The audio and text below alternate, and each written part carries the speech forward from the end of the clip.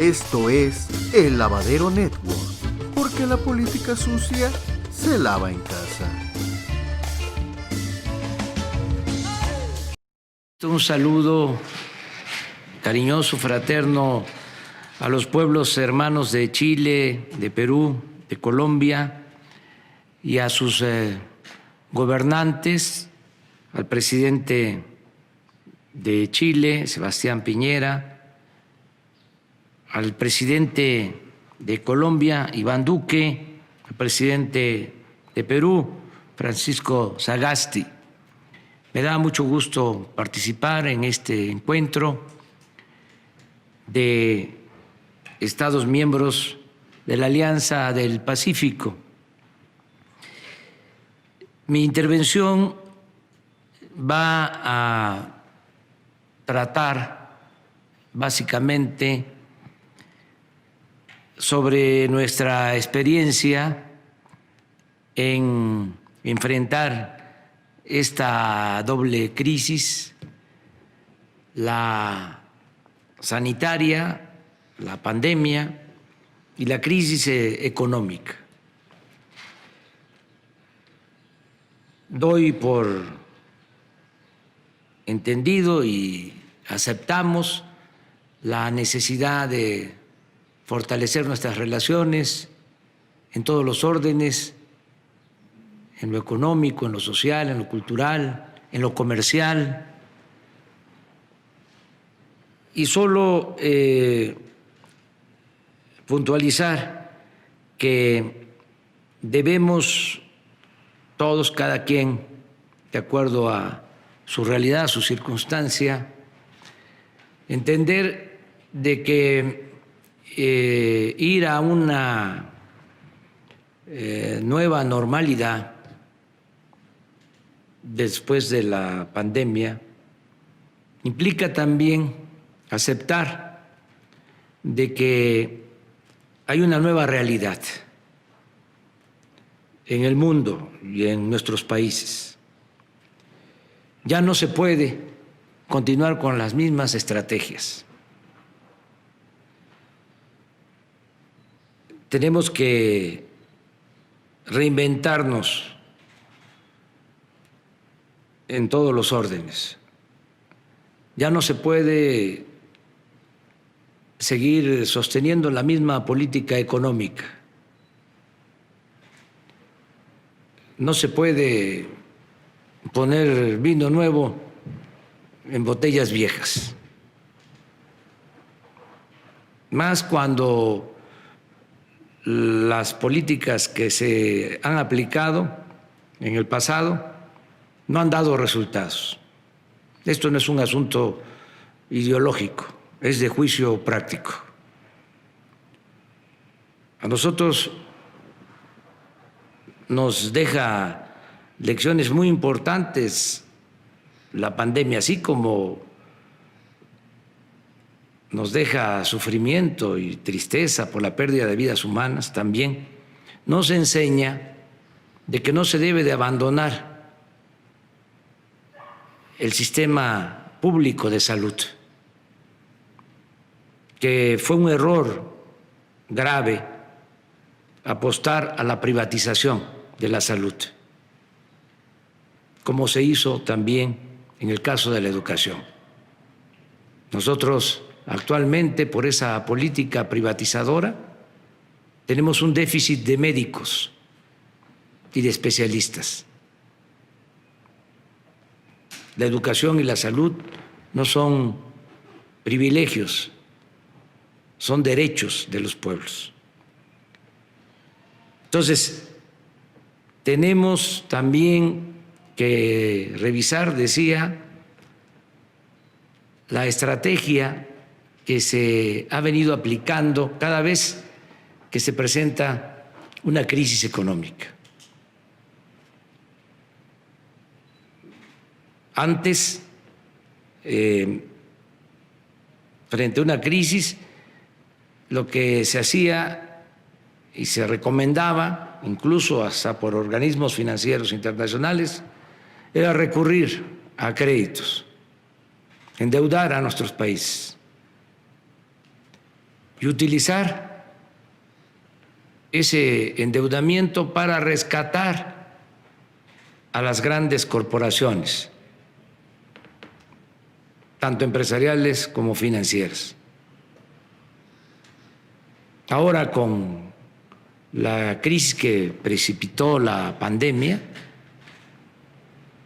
nosotros optamos por rescatar primero al pueblo, a la gente más necesitada, empezar a apoyar, a reactivar la economía de abajo hacia arriba, desde la base de la pirámide hacia arriba. Se intensificó el apoyo a programas sociales, programas del bienestar. Se adelantó la entrega de recursos para la pensión a los adultos mayores,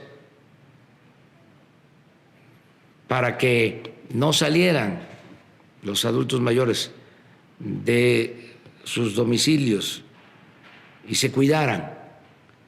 Se adelantó también el pago a niñas, niños con discapacidad, se adelantó el pago para 11 millones de estudiantes que reciben becas.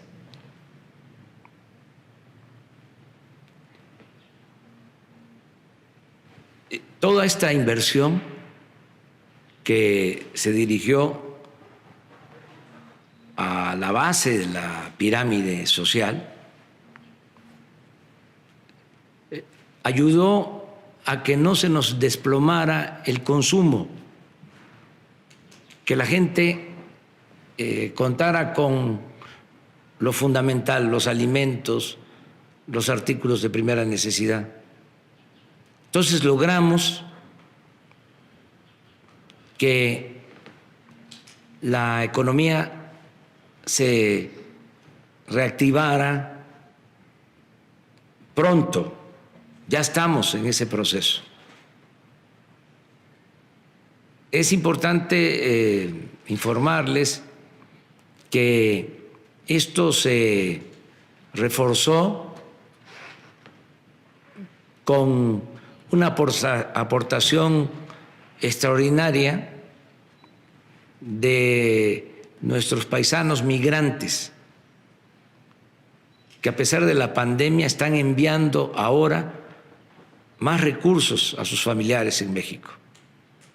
Este año vamos a tener remesas récord. Vamos a alcanzar 40,000 millones de dólares de envíos de mexicanos que trabajan, viven en Estados Unidos y que envían estos apoyos a 10 millones de familias en México. Un promedio de $350 mensuales por familia. Entonces, con este apoyo y con la decisión de destinar recursos desde abajo a la gente más necesitada, estamos saliendo adelante. No solicitamos créditos, no aumentamos impuestos, no aumentamos los precios de los energéticos y estamos optimistas, a pesar de lo difícil que ha sido enfrentar la pandemia, que a pesar de la caída de la economía, estamos seguros de que saldremos con esta fórmula, con esta nueva estrategia.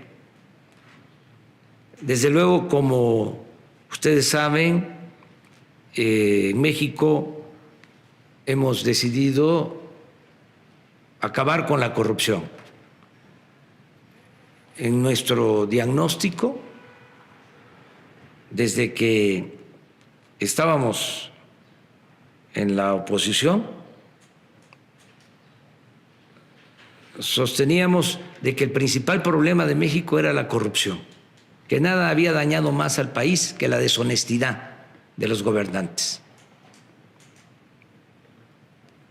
y que teníamos que erradicar la corrupción, desterrar la corrupción. Y ahora que estamos en el gobierno y estamos llevando a cabo un programa para limpiar de corrupción al gobierno, de arriba para abajo, como se barren las escaleras, como se limpian las escaleras, estamos encontrando también que el combate a la corrupción no solo es un asunto de índole moral, sino también el combatir la corrupción significa liberar muchos fondos para el desarrollo. Esto se complementa con una política de austeridad republicana, es decir, abandonar los lujos en el gobierno. Le costaba mucho al pueblo mantener al gobierno. Ahora hay austeridad y eso también significa ahorros. Ya en México no hay Estado Mayor Presidencial. ¿Saben cuántos elementos del ejército cuidaban al presidente? ¿O cuántos elementos constituían el Estado Mayor Presidencial? 8,000 elementos para cuidar al presidente. Se compró un avión para el presidente que lo queremos vender y no podemos porque está valuado en $120 millones. Y como es muy lujoso, extravagante, no hay quien quiera comprarlo. Pero imagínense el tamaño de esos excesos, la dimensión de esos excesos. Entonces todo eso se termina y con el combate a la corrupción y con un gobierno austero estamos liberando fondos para el desarrollo. Y repito, no hay necesidad de endeudar, ni de aumentar impuestos, ni de cobrar más por las gasolinas, por el diésel, por la energía eléctrica. Y sí termino comentando, subrayando, de que es muy importante repensar acerca de lo ineficiente que ha sido el modelo económico neoliberal. Desde luego, bueno para las minorías, muy malo para los pueblos. El gobierno tiene que representar a todos y tiene que haber una división clara entre el poder económico y el poder político. Cuando el gobierno está al servicio de una minoría, no se puede avanzar. Entonces, yo celebro este encuentro con ustedes.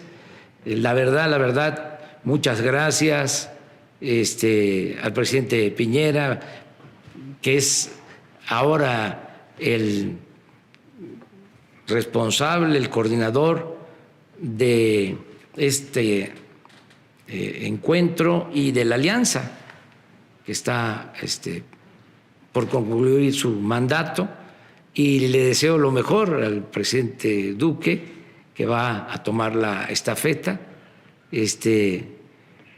A mí me gustaría pues tener esta reunión de manera presencial, pero ya sabemos que no es posible por cuestiones sanitarias, por la sana distancia que se tiene que mantener, pero ya va a pasar esto,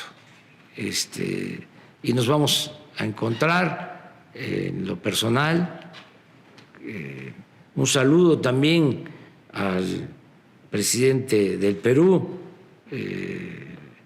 Nos da mucho gusto que se haya decidido elegirlo como presidente del Perú, el presidente Sagasti, que a pesar de la situación interna, él representa la conciliación y deseamos que salga adelante por el bien de su pueblo. Y también pues nosotros apoyamos el ingreso a la alianza de Singapur y desde luego el ingreso de Ecuador. Votamos por eso y ojalá se pueda lograr lo más pronto posible. Ya nada más termino diciendo que vamos a firmar las declaraciones, en particular lo que tiene que ver con la firma de la Declaración de Santiago de Chile. Que viva Chile y que viva Colombia y que viva Perú y que viva nuestra América.